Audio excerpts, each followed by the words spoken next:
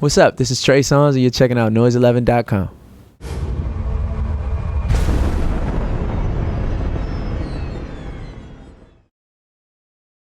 Welcome to noise11.com. Trey Songz. What's up, baby? Hey, thank you for the listening session. That was fantastic. Definitely. Sitting in the room, and here's the man himself playing the new record in advance. Yeah. What a pleasure to hear it before everyone else. Thank you so much. I hope you liked it. Did you like it? Yeah, it's like 5 albums in, really innovative. Yeah. You've done a lot of different things on this record, working with a lot of exciting people on this record as well. Some interesting collaborations. Yeah, I got my boy T.I. on there. I got Big Sean, J. Cole. I've said too much already. I've said, because you didn't hear 3 of those records I just named. But I wanted to give you guys a good look at the heart of the album and give you a piece of each kind of record. You know, Heart Attack being very vulnerable, Simply Amazing, very broad, dive in, very sexy. 2 Reasons with T.I., very much the club atmosphere kind of record. Ladies Go Wild, just ladies going wild. You know? Could you see ladies going wild while I was playing Well, that? yeah. I kind of figured that one. Yeah? Yeah. But I guess Heart Attack's the first one that the fans have got to hear. Yes. Heart Attack is the first single. It's doing very well. I actually got a chance to perform it for the first time ever in Sydney the other night, and they were singing it, and it was only 2 weeks old, so that made me feel really good. Yeah. Why that song is the first song? I think it's a different first look for me, you know, with my persona being, and my imagery being very much the guy that is cool, the guy that, you know, invented sex, Neighbors Know My Name, you know, Say I, the very bold records and the cool guy records. With this record showing women that men can be vulnerable, and that even the most confident man can have a state where he's hurting, you know what I mean? And the way that it sounds is so broad, it's so big, the vocal is amazing, and Rico Love and Benny Blanco, we did an amazing job with this song, and it just is a platform to go so many different places after launching that one, you know? Yeah, and you're the guy who can put those words that guys like me and JoJo inside can't put together. I like how you tagged JoJo on it. No, I identified with him, not you, when he said that. I thought, I'm with you, mate. You know, I make music for women, but I make music that speaks for men. You know what I mean? Because sometimes, guys, we don't know what to say. Sometimes you can have an emotion and not really know how to put it into words. And I make the songs that make it easy for you to do so. And I want women and men to live to my music. I want my music to serve as a soundtrack versus just a record on the radio. You can put those words together in song. You're that smooth with a woman, you know, face to face? You know, sometimes I get a little shy. Sometimes. Yes. But for the most part, I'm cool. I'm not hearing too much shy on the Chapter 5 album. I got a little song that's kind of shy. Yeah. There's a real business model behind you. I mean, you know, it's interesting talking to a lot of artists, and they've got no clue about how the actual business runs. You know it right down to the second each day, don't you? Thank you so much. I think as artists, to not know your business is to cheat yourself. You know, to not understand how this works. I was once told by my manager, Kevin Lyles, he said, the problem with a lot of artists is we treat this as if it's not a multi-million-dollar business. You know, you have the local corner store that does quarterlies and does an 18-month plan and knows what their projections are and knows what their losses, and you know, they look at their P&L at the bottom line and they're like, something's not adding up. To not be a businessman in a business that has the ability to make you wealthy forever is just stupid, you know. And I wasn't raised that way, and I have a team around me that keeps my mind going. And you know, one of the best things about me is not my voice, you know, it's actually my mind, you know, and I like to utilize that.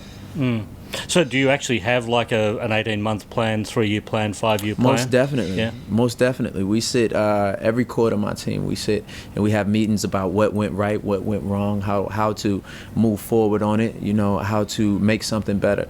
You know, this was a decision I made to sit and have the gatekeepers and the key people in the Melbourne community that speak to my fans and speak to my audience, and I know my fan the best and you know your audience the best, so how can we get together and make it work for both of us? You know? And you also understand the importance of not just selling records, but selling tickets, selling merchandise, selling T-shirts. Yeah, because if you have a hit song, you can have a top 100 song from an artist that can't sell a T-shirt or can't sell a seat in a venue, then what does that turn into? But myself, my career, I'm not a pop artist. I'm popular, you know, and I've had records to chart on the pop charts, but I know where my home is. My home is in R&B music, and I think I have the ability to grow to sell any type of record because I have the artistic ability to create any type of record. But I want my fans to appreciate the experience that I give them as a whole, not just the record that I give them, or the biggest record I can, or just to buy a ringtone, or just to purchase on iTunes. I want them to want the T-shirt. I want them to want my poster on their wall. I want them to be a part of what it is my movement is. You know, the biggest stars, guys want to be like them. You know, girls want to be like the biggest star. And, you know, if like Beyonce, girls want to be like her and guys want her. You know, Usher always was the guy that you wanted to dance like Usher. You wanted to dance like Michael Jackson. Girls screamed and fainted for him. You know, so we're just trying to make sure that we're aligned with what makes a star. I guess knowing your audience, while it defines your set list, it also must restrict you in certain ways. There must be songs that you love that you know that the audience probably isn't as crazy about as you are. Yeah, it comes times like that. And, you know, I actually did a tour on, probably about 3 weeks ago. I spoke about it in the listening session. And it was the Anticipation Tour, which was actually songs that weren't commercially released. I performed a lot of them. And the whole crowd was singing them, you know, 3,000 to 6,000 seats.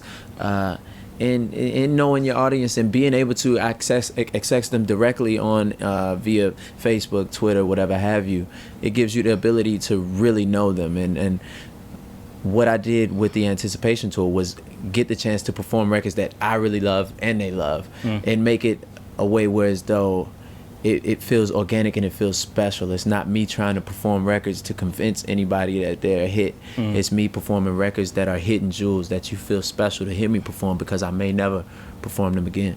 Those first two albums weren't as successful as the third and fourth album. Do you find now that fans are going back and discovering the early music? A lot of fans actually do.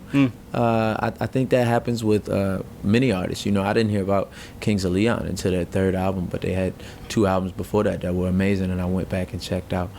I think, you know, and the world is pretty much flat now because of the internet. You know, it's not, you can have a friend here in Australia and you've never been here and you talk to every day from New York. You know what I mean? And I think that's given fans the ability to access music so much more quickly and to latch on to things when they come out instantaneously. And you know, I do have fans that were there from day one that beg me to do that music, and you know, sometimes I'm a little timid to do it. Like, I don't know, will everybody know it? And I go and do old songs, and you know, everybody goes crazy for them as well. So I think that speaks volumes about people going back. When those first 2 albums weren't as successful as probably what you hoped, was that a humbling experience for you? Definitely a humbling experience. It was an experience that made me hungry as well. You know, it was an experience that taught me so many things. I always say that I'm glad that my growth process has been gradual because it's given me such a sense of humility and such a sense of hard work. I don't know if I would have the mindset to want to work as hard if I had success instantly. If my first record was a huge pop hit, I don't know if I would have the mindset to want to satisfy my core because I had to work hard for my core. You know. Well, Chapter 5 is the new album. Trey Songz is the man, and thank you, Trey. Man. You the man. Great to talk to you here at noise11.com. Noise 11, baby.